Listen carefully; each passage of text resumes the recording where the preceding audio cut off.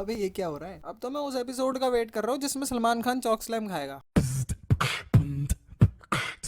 और भाई क्या चल रहा है? सब बढ़िया। खैर आज हम बात करेंगे स्पोर्ट्स की, जो कि टाइम बाय टाइम डाउन होता जा रहा है। देखो, ओलंपिक्स सबसे बड़ा स्पोर्ट्स कंपटीशन है पूरी दुनिया का, बट मैं ये देखता आ रहा हूँ कि चाइना, जापान, अमेरिका हमेशा 25 से ज्यादा गोल्ड जीतता है। फिर क्वेश्चन आता है पॉपुलेशन का। ठीक है भाई, बहुत बढ़िया। अब यार बच्चे ही पैदा करते रहोगे या फिर उनको खिलाओगे भी? और अगर अब स्टैट्स के अकॉर्डिंग देखा जाए तो इंडिया ने प्लेयर्स कम भेजे थे 2024 में, वेरस चाइना 300 से ज्यादा एथलीट भेजता है हर बार। पॉपुलेशन में तो कर दिया हमने बीट चाइना को, पर खेल कूद में कब करेंगे? गोल्ड की उम्मीद भी बस हम एक ही आदमी से लगा के बैठे हुए हैं, और बहुत एथलीट्स के पास स्पॉन्सर नहीं है, सपोर्ट नहीं करना चाहता कोई, और मीडिया को अपनी टीआरपी की चिंता है। और यार जिन एथलीट के पास स्पॉन्सर नहीं है उन्हीं को न्यूज में दिखा दो ना, बैकग्राउंड म्यूजिक डाल के, मिली जाएगी टीआरपी। अभी इंडिया की फुटबॉल की टीम सेंट्रल एशियन टूर्नामेंट खेलने गई है, और मोहन बगान जिस क्लब को नेशनल क्लब ऑफ इंडिया भी कहा जाता है, उसको अपने देश के लिए प्लेयर छोड़ने में दिक्कत आ रही है। और मोस्टली मैचेस की टेलीकास्टिंग इतनी गंदी होती है ना, मैं क्या ही बताऊं। ये सुनो जरा। Defending and keeping the game alive, the ball is in the air.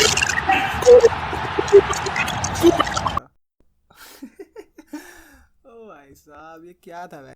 Overall अभी जो फिलहाल प्लेयर खेलेंगे इन फ्यूचर, उनके करियर भी हम ही खराब कर रहे हैं। और जो प्लेयर्स अभी खेल रहे हैं अपने देश या फिर अपने स्टेट के लिए, उनके करियर भी खराब कर रहे हैं हम लोग। और जो प्लेयर खेल चुके हैं उनके करियर का भी हमने बुरा हाल किया। डिस्ट्रिक्ट लेवल से स्टार्ट करके मैंने नेशनल लेवल तक खेला है बॉक्सिंग। डिस्ट्रिक्ट में 3-4 गोल्ड मेडल हैं, और स्टेट में मेरे 2 ब्रॉन्ज मेडल हैं, और नेशनल तक मैंने पार्टिसिपेट किया है।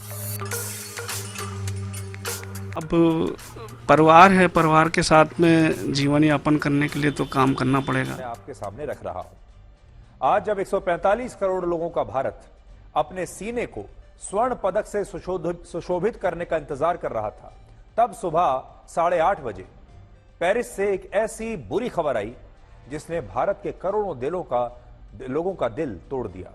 आज विनेश फोगाट महिला कुश्ती में अपना फाइनल मुकाबला खेलने से सिर्फ 15 घंटे पहले ओलंपिक खेलों से ही डिस्क्वालीफाई हो गई। देश भर में कानपुर का नाम रोशन करने वाली नेशनल लेवल की बॉक्सिंग चैंपियन रुखसार बानो आर्थिक तंगी से जूझ रही हैं और आज पतंग बेचने को मजबूर हैं। घर वालों के साथ पतंग बनाकर पैसा कमाने में मदद कर रही हैं। पूरा परिवार दिन भर पतंग बनाता है, जिससे महज 80 रुपए की कमाई होती है। और जो माँ बाप अपने बच्चों को जेन्युइनली खेलते देखना चाहते हैं, उनके सामने कुछ चीज़ें फॉर श्योर ऑब्स्टेकल बन के आती है, जैसे कि इंफ्रास्ट्रक्चर, प्लेयर एजेंट्स, कोच और स्पोर्ट्स मैनेजमेंट। ये सब पैसा खाते हैं। और फिर उसके बाद एज फ्रॉड। 22 साल का लड़का अंडर 17 में खेल रहा होता है। हरियाणा में 26 प्लेयर पकड़े गए हैं जिन्होंने एज फ्रॉड किया है, और डोपिंग टेस्ट में तो 260 प्लेयर फेल हुए हैं। इन सारी चीजों में फंसने के चक्कर में अपकमिंग प्लेयर्स के लाइफ के इनिशियल ईयर खराब हो जाते हैं, क्योंकि उनको भी ये सारी चीजें दिख रही है। और हर बच्चा तो क्रिकेट नहीं खेलना चाहता होगा ना, तो इसलिए वो अपने बच्चों को भेज देते करियर इंस्टीट्यूट। और फिर ये होता है।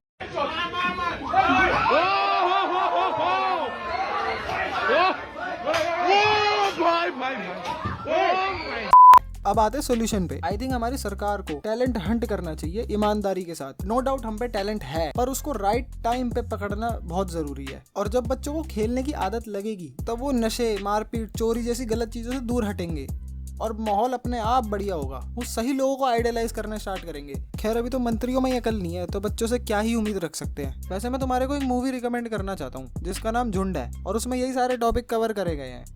चलो बैक टू द टॉपिक। वैसे अगर हर स्कूल में स्पोर्ट्स कंपलसरी कर दिया जाए, और जैसे सीबीएसई वाले इंस्पेक्शन के लिए अलग अलग स्कूल में जाते हैं, ऐसे ही सेम चीज स्पोर्ट्स रिलेटेड हो, तो चीजें बदल सकती है यार। तो जो बच्चे आज को मोटे हैं वो फिट रहेंगे, क्योंकि अभी कुछ स्कूल के बच्चों को फिटनेस एज अ जोक भी लगती है और एज अ फ्लेक्स भी लगती है, बट फिटनेस को कोई अपने बेटरमेंट के नजरिए से नहीं देखता। उम्मीद है कुछ चीजें चेंज हो और ऐसी चीजें आ जाए, क्योंकि फिलहाल तो फिजिकल एजुकेशन के टीचर ही अनफिट है, और तो और अनपढ़ भी है। अब भाई टीचर ही अनपढ़ और अनफिट रखोगे तो क्या ही सिखाएंगे बच्चों को? क्योंकि ये सोचने वाली बात है यार। कभी कोई टैटू आर्टिस्ट देखोगे जिसके कहीं पे भी टैटू ना हो, तो सवाल तो उठेंगे ना। और कभी कभी तो स्पोर्ट्स के पीरियड के टाइम मैथ्स का टीचर अपनी सिलेबस की रेस लगवाया था, और अगर बच्चा सिलेबस कंप्लीट ना कर पाए अपना टाइम पे, तो बच्चे की पंचुअलिटी पे क्वेश्चन उठ जाता है। पर टीचर की पंचुअलिटी कहाँ गई? और स्कूल से घर जाने के बाद होमवर्क का प्रेशर तो रहता ही है। और अगर खेलने का मन करे तो बच्चों के घर के पास ग्राउंड ही नहीं है, और जो है वो खेलने लायक नहीं है। एट लास्ट मैं ये कहना चाहता हूँ कि हमें मेडल तो चाहिए, पर हमें मेहनत नहीं करनी। 2024 के ओलंपिक्स में इंडिया ने 6 मेडल जीते हैं। इस हिसाब से तो उम्मीद सब बहुत ज्यादा है, और हैट्स ऑफ उनको जिन्होंने करके दिखाया, और उनको भी जिन्होंने इंडिया को रिप्रेजेंट किया है। और हमारा मीडिया पाकिस्तान की बुराई तो जरूर करता है, पर अरशद नदीम के गोल्ड जीतने पर पाकिस्तान की रैंकिंग इंडिया से बहुत ऊपर हो गई थी। तब पता नहीं किसी की ईगो हट कैसे नहीं हुई।